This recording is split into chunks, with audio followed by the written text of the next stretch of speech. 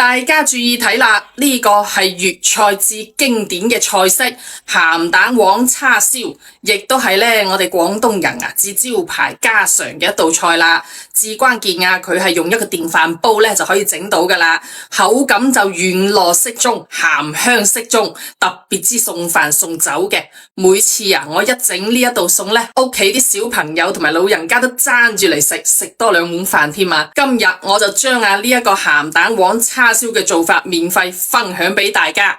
我就買咗2嚿梅花肉，因為佢呢一個肥瘦比例適中，肉質比較嫩滑，就唔會話咁滯嘅，而且仲係呢一個長條狀嘅先得噃，一整就比較容易往裏面塞嗰啲蛋黃啦。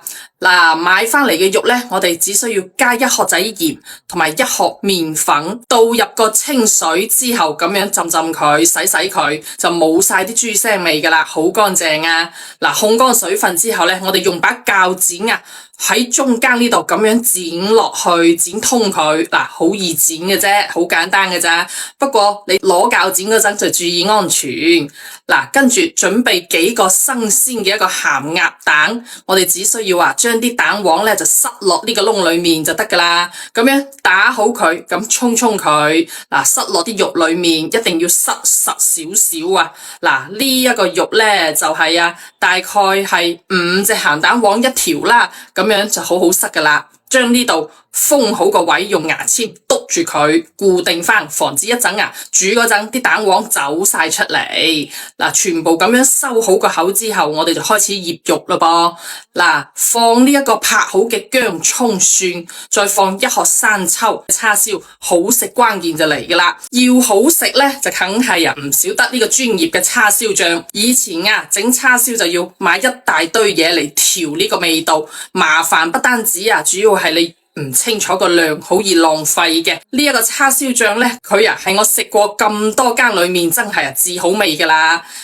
裏面嗰啲配料就啱好嘅，鹹香適中，配料都好乾淨，亦都冇嗰啲乜嘢添加劑、防腐劑。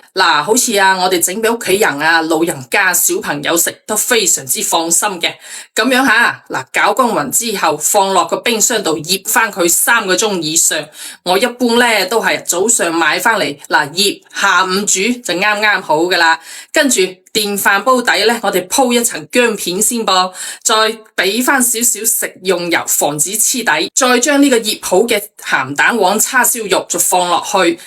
剩低啲醬汁都放埋落去，唔使加水，直接煮飯見煮飯咁就得噶啦。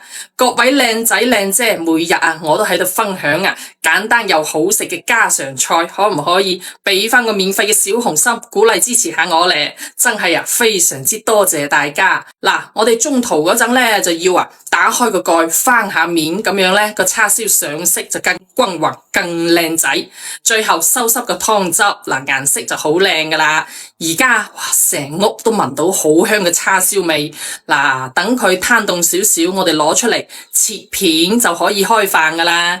咁樣整嘅一個鹹蛋黃叉燒好嫩口，外面啲叉燒味你食過就知軟軟糯糯嘅一個鹹蛋黃，一家大細真係非常之中意食嘅。學識咗都個個讚你係大廚你都嗱臨快啲試下佢啦喂！